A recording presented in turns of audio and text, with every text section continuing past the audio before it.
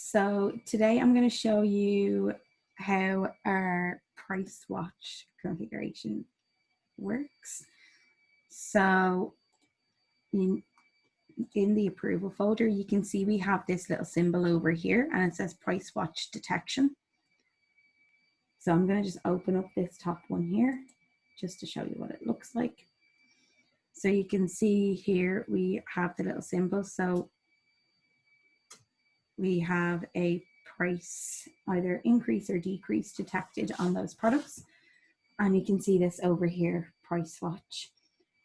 So the price has fallen from $5.95 to $4.96 on this item. And you can see then if you have a look, so you have a green with a minus, so this has gone down by 16.6%. And then we have an increase here of 25.3%. So it went from 99 cents to €1.24. And what happens if you click the name of the product where there's been a price increase or decrease? So if I click on this one here as an example where the price is decreased,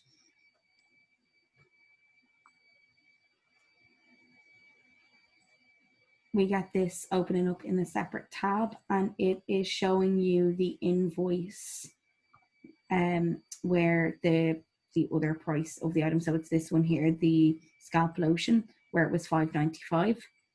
And if you go back here, you can see it was $5.95 and went down to $4.96. So it's showing you the invoice for when it was that price. And how do you turn price watch on for individual products? Yeah, so you need to come up to the cog here and into the products.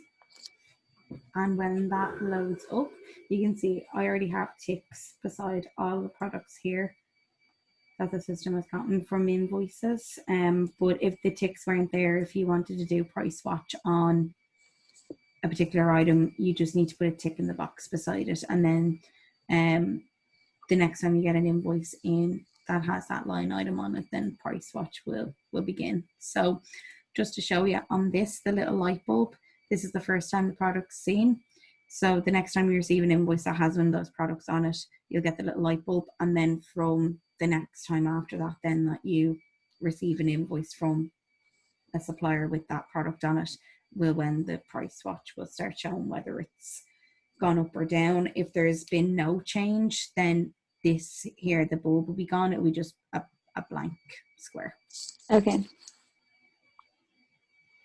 And if you do want to start using this feature in your company, you just need to make sure that you switch it on. So how you do that is you go to the cog and company settings.